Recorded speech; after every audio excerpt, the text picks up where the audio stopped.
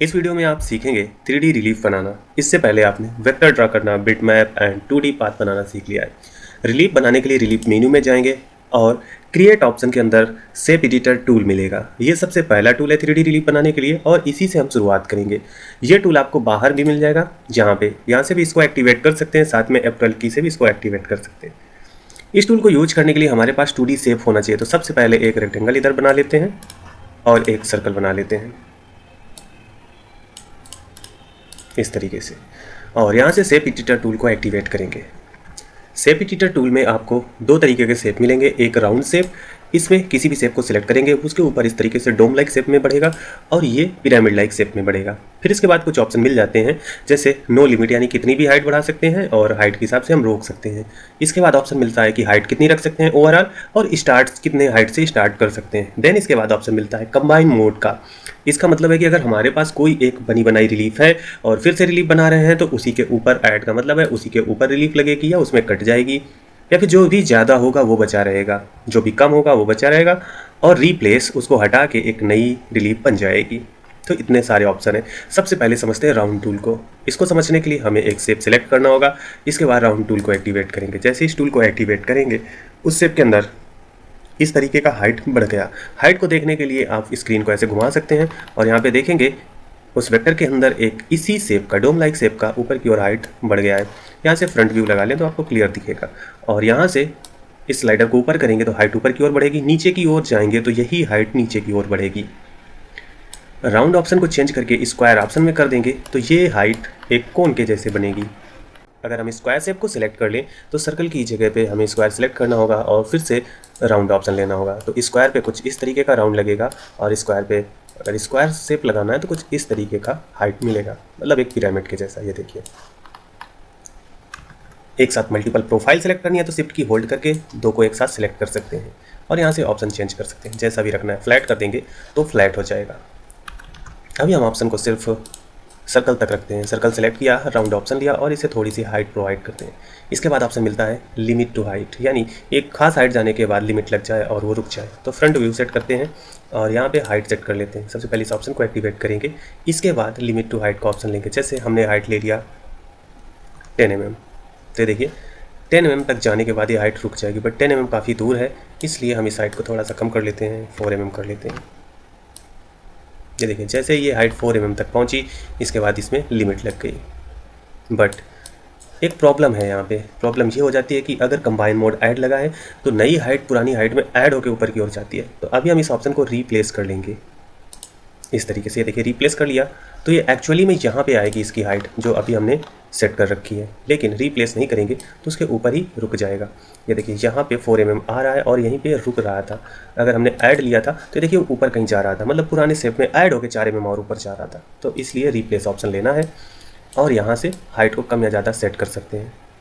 इसके बाद ऑप्शन मिलता है स्केल टू हाइट का। इसमें 4 mm तक ही इसकी राउंडनेस रहेगी, फ्लैट नहीं होगा, और 4 mm के ऊपर जाएगा, ना ही 4 mm के नीचे, मतलब 4 mm से कम नहीं होगा। और एकदम बॉटम की ओर ले जाएंगे तो बॉटम में भी 4 mm का नीचे की ओर डीप हो जाएगा।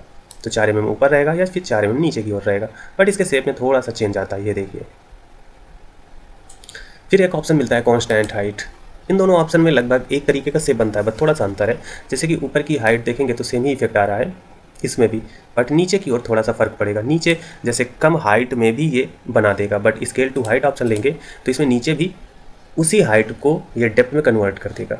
बट कांस्टेंट हाइट में अगर नीचे की ओर थोड़ा सा कम हाइट रखना है तो भी ये रुक जाएगा। ये शेप यहाँ पे देखिए। तो फिलहाल हम इस ऑप्शन को नो लिमिट कर देते हैं और ऊपर की ओर रखते हैं ऐसे, और इसे अप्लाई कर देंगे।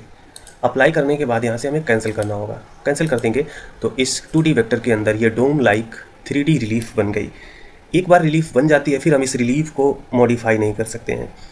इस रिलीफ को फिर से रीसेट करने के लिए आपको इस बटन में क्लिक करना होगा, यानी शिफ्ट डिलीट के साथ भी हम इसको रीसेट कर सकते हैं। या फिर यहाँ पे क्लिक करके रीसेट पे क्लिक करेंगे तो उस वेक्टर के अंदर का जो भी हाइट है वो रीसेट हो जाएगा और हम फिर से यहाँ पे एक फ्रेश हाइट ले पाएंगे। यहाँ पे ऑप्शन मिलता है स्टार्ट हाइट का। अभी देखिए स्टार्ट हाइट 0 है, मतलब वेक्टर के पास से ही ये डोम बनना शुरू हो गया। अगर स्टार्ट हाइट को हम 2 mm सेट कर दें तो ये 2 mm ऊपर गया, देन ये डोम का शेप मिलेगा। इसी तरीके से ओवरऑल हाइट, अभी ओवरऑल हाइट को आप फिक्स करना चाहते हैं तो यहाँ पे स्केल टू हाइट ऑप्शन पे जाएंगे और टोटल हाइट 4 mm डालेंगे तो 4 mm टोटल हाइट पे फिक्स हो गया। देखिए ये 2 mm है और इसके ऊपर यहाँ तक 4 mm हाइट है। इस हाइट को आप 2 mm सेट करेंगे तो 2 mm तक चला जाएगा और ये 1 mm तक चला गया।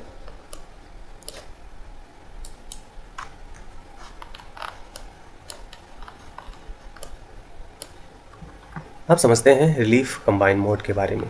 कंबाइन मोड किस तरीके से काम करते हैं। तो सबसे पहले हम इस टूल को कैंसिल कर देते हैं और यहाँ पे एक इस तरीके का रेक्टेंगल शेप बनाया और इसी पे हम शेप एडिटर अप्लाई करेंगे। हम राउंड ऑप्शन को लेंगे और इसकी एक हाइट फिक्स कर लेंगे। लिमिट स्केल टू हाइट में जाके अगर इसकी कुछ हाइट देनी है तो यहाँ से रख सकते हैं, जैसे कि 4 mm पे हम रुकना चाहते हैं तो ये ओवरऑल 4 mm पे रुक गया या फिर 2 mm पे, इस तरीके से। एंड इस टूल को कैंसिल कर देंगे तो ये 2 mm हाइट पे पूरी तरीके से फिक्स हो चुका है। अभी देखिए वेक्टर्स यहाँ पे नज़र आ रहे हैं और आप चाहते हैं वेक्टर हाइट हो जाए तो वेक्टर्स लेयर को इस तरीके से हाइट कर दीजिए ताकि सिर्फ आपको रिलीफ नज़र आए। तो ये अभी एक बेस रिलीफ हो गई। फिर से टॉप व्यू लगाते हैं और एक और रेक्टेंगल ऐसे बनाते हैं। जैसे ही नया रेक्टेंगल बनाएंगे, चूँकि वो उसी लेयर में जा रहा है इसलिए उस लेयर के सारे वेक्टर फिर से एक्टिवेट हो जाएंगे। अब चलिए इस वेक्टर को सिलेक्ट करके फिर से शेप एडिटर ऑप्शन लेते हैं और राउंड ऑप्शन लेते हैं। जैसे ही राउंड ऑप्शन लिया और यहाँ पे देखते हैं कंबाइन मोड क्या सेट है। तो अभी रिप्लेस कंबाइन मोड सेट है। रिप्लेस को हटा के हम ऐड रखते हैं। ऐड, देखिए पहले से जो रिलीफ बनी है उसी के ऊपर ये वाली रिलीफ ऐड हो गई। अब आप प्रॉपर समझ सकते हैं। अगर सब्ट्रैक्ट कर देंगे तो जो नई रिलीफ बन रही है पुरानी रिलीफ को सब्ट्रैक्ट यानी कट करके नीचे की ओर बन जाएगी इस तरीके से। मर्ज हाई कर देंगे तो जिस रिलीफ की हाइट ज़्यादा होगी उसमें पुरानी वाली जो रिलीफ है वो मर्ज होती हुई नज़र आएगी। देखिए ये साइड से इस पर अच्छे से मर्ज हो गई है। और यही ऑप्शन अगर रिप्लेस कर देंगे तो फिर वो मर्ज नहीं होगी, वो उसी जगह से कट जाएगी पुरानी रिलीफ और नई रिलीफ ऐसे बनेगी।